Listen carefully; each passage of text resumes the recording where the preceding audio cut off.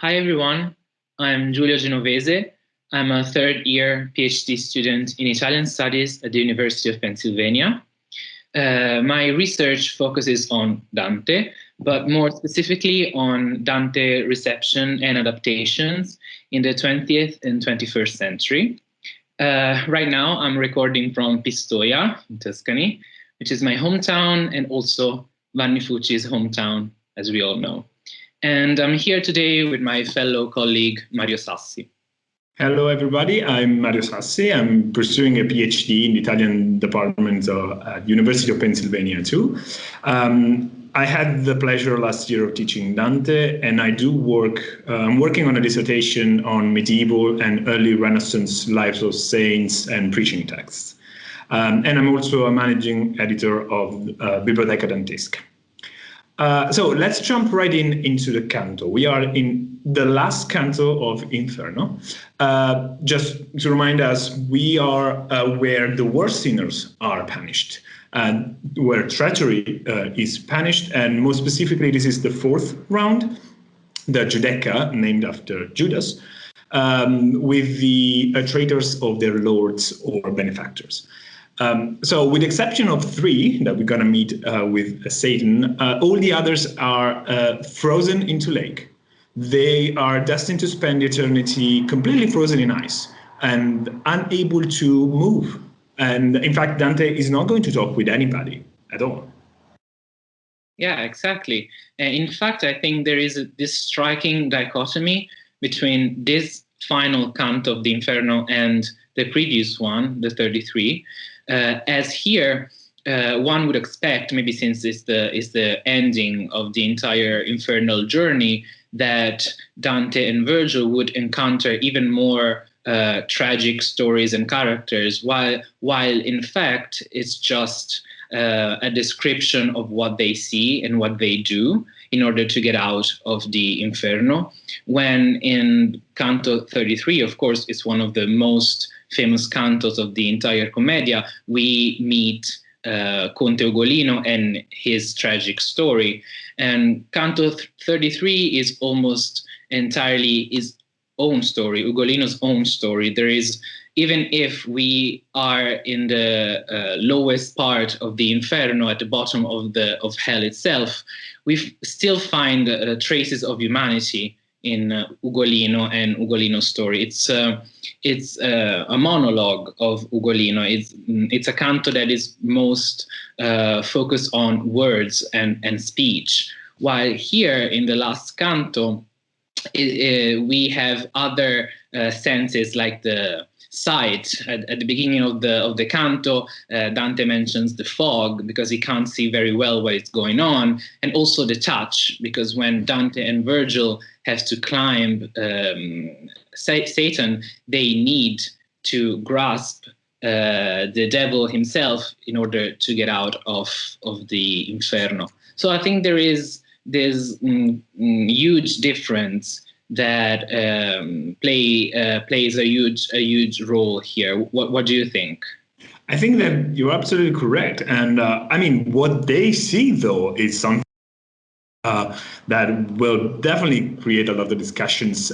That's Satan, Lucifer, the enemy of humankind. Now, this creature, actually, we should say, is very different from the beautiful creatures that is often depicted in later books or visual arts, but it's very unique. The first thing, of course, that strikes us is that's huge, it's massive. He's stuck in the lake. He has three faces of three different colors. It's clearly a distortion of the Trinity. In each mouth, he has one sinner. At the center, of course, we have Judas, and then we have Brutus and Cassius, so the traitors of Jesus Christ, so the church, and Julius Caesar, the empire, and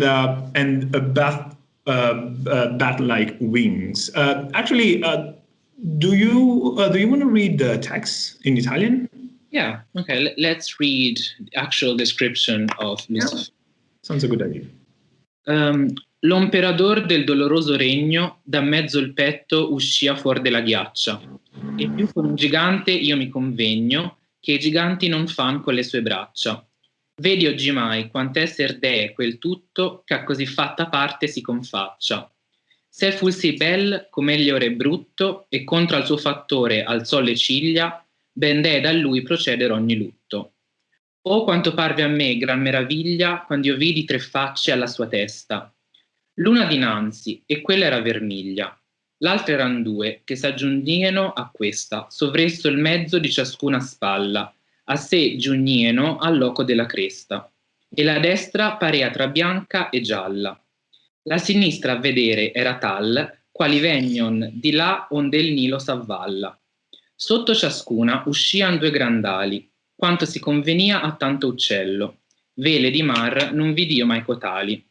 Non avean penne, ma di pipistrello era lor modo, e quelle svolazzava, sì che tre venti si movean da ello. Quindi cocito tutto s'aggelava. Con sei occhi piangea, e per tre menti gocciava il pianto e sanguinosa bava. Da ogni bocca dirompea codenti un peccatore, a guisa di maciulla, sicché tre ne facea così dolenti.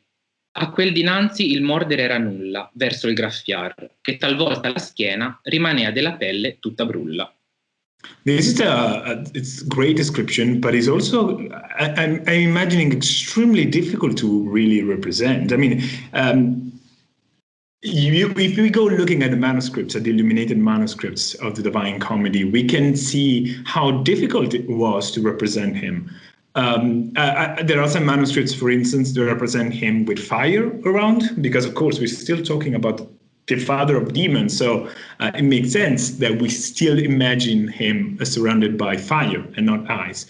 Or some other times it's difficult to decide whether he has three faces or three heads, because of course three heads, in a way, it's easier to describe. The creatures, the colors, I mean, that is a wonderful way of describing him, but extremely complicated to represent.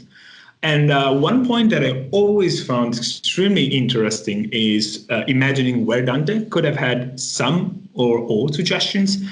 For instance, I remember that the Church of St. Peter in Tuscania has the three faces demon. So in a way, we have that kind of representation. Or, of course, he saw the baptistery in Florence, the one allegedly by Coppo di Marcobaldo. There's the image of Satan there, the mosaic there, with one finger in his mouth and then from the ears dragons. So in a way, it resembles the other two extra faces.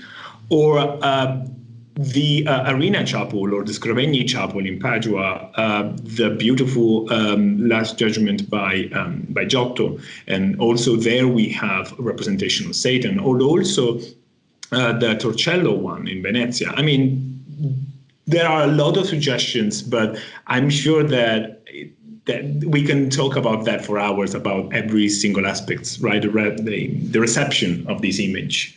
Yeah, and regarding the reception and the way in which Satan was depicted, even in manuscript, I found it interesting how we see in the Vatican manuscript for 776 that there Lucifer is depicted. Two of the three heads of Lucifer are heads of a dog.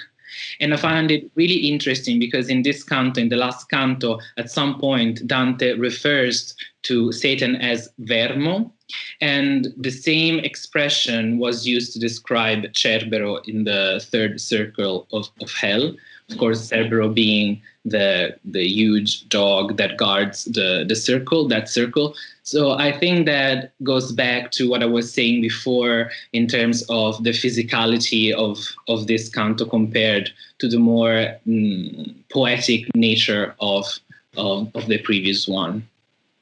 Do we want to talk about the reception of this figure? Do you want to say something about this? Yeah, like I think it can be really interesting to look at some modern and contemporary reception of this particular canto and in general of the ending of the Inferno, because I assume that nowadays for most artists, the Inferno represents the more narrative cantica, and a cantica in which they find many inspirations for their work. And so I'm thinking, for example, at the Teatro delle Albe.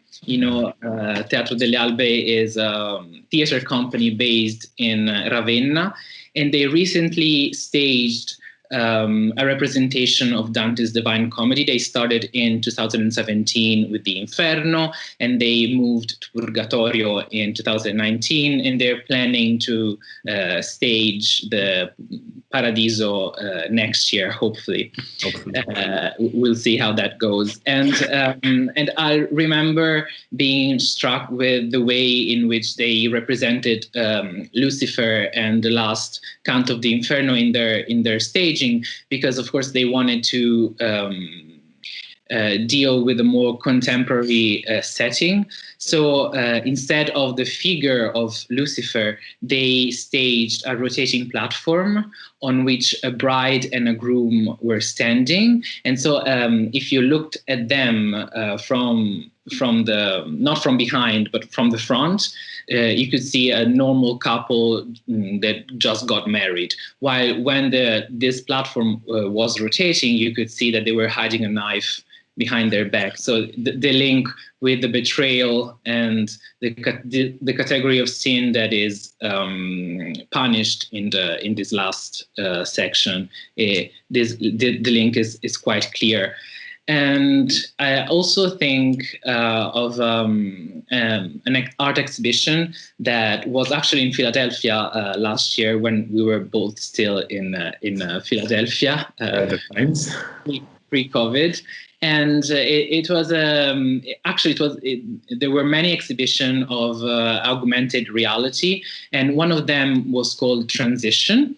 And I didn't think that I would find, Dantean links to that, but being an augmented reality exhibition, we had to experience this journey through hell and purgatory and heaven. So there were many Dantean references, and when we reach the end of the Inferno, so in the moment in which gravity changes and Dante and Virgil has to go upside down, we actually felt we were going upside down ourselves in that moment. And so I think the Inferno in general, but specifically this moment, the ending, can be really interesting for artists to navigate and to explore both in a narrative way, but also in a cathartic, I think, way, as the end of a journey. What do you think? This upside down you were talking about made me think many American students came to know the Divine Comedy through a video game that is called the Dante's Inferno. It's a 2010 video game. It was also very popular. So it is technically based on the Inferno, but the story is, severely changed. I mean, suffices to say that Dante is seen as a crusader, that he goes to hell to save Beatrice's soul. So the story is very different. But when we go looking at the Satan, Satan is initially, this is a fight game. So initially you have to fight against Satan, and physically it's very similar to the description. So it's huge, stuck in the lake, with three heads. But the second part of the fight, also, it will be revealed that that form is only the cage. So in a way, the real Satan comes out, and it's similar to a human being at that point, just with horns and stuff. But I love what I think it's interesting here is that after he's defeated, the character Dante goes on a platform, and then he sees his own image reflected on the ground, and the image turns upside down. We have a naked Dante, and that's the beginning of purgatory. He goes outside the cave at that point, and he sees the purgatory. So even the video game maintains this idea of going upside down, because I think it's impressive that we're talking about gravity basically in the 14th century. which is a crucial point in this canto, this change of gravity, and it mattered very much to Dante. Nowadays, it would seem to us, not that important, an aspect that we would not be focused on. But for Dante, it was really important, and as a matter of fact, he came back to this very issue later on in his life and his work. In the Quaestio de Acqua e Terra. Of course, the Quaestio was a common practice in medieval times in which someone had to defend a particular thesis. It was also used in classrooms. It was quite popular in Dante's time, and Dante defended his thesis regarding this particular aspect in Verona, actually in 1320. And from what the Quaestio for a long time was not attributed to Dante, and there was this uncertainty of attribution because, as a matter of fact, Dante in the Quaestio argues something different from what he argues here. Here, he says that, of course, the gravity changes and they have to go upside down because when Lucifer fell from heaven, all the earth and all the land in which humans would later live distance itself from that fall. And so where Lucifer is now, from Lucifer, where Lucifer fell, now there is only water, and while the land is on the other atmosphere, hemisphere, where Dante, of course, lives, and all humanity is in his own thought. While in the Quaestio, he argues that this fact that the water is separated from the land and the land is only in one hemisphere is due to the attraction of the stars. So I think, I don't know how we could interpret this change of perspective. Dante is not new to changes of perspective. Oftentimes his own work, he changes his mind. But here, we could also assume that since the Quaestio is a more, let's say, scientific work, he would rely for that on the laws of physics that he thought he knew at the time, while here is a more, narrative and poetic a narrative and poetic way to end the Cantica di Inferno. Yeah, and speaking about poetry at the end, I think for me what is impressive is that Dante doesn't conclude the Inferno with Satan. Satan is not the arrival point. It's actually just a tool at a certain point. We conclude with Uscimmo a rivedere le stelle, with the stars, with the light of the stars. So what Dante gives us is that despite the darkness and the fear and terror, there is still at the end some hope.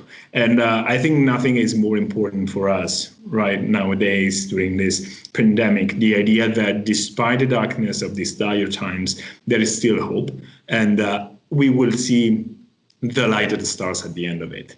Yeah, and that's absolutely true. And I think it also paves the way for the second Cantica, right? It sort of it prepares for a sequel, we would say, in our modern time. A sort of cliffhanger, let's say. Yeah, a sort of cliffhanger.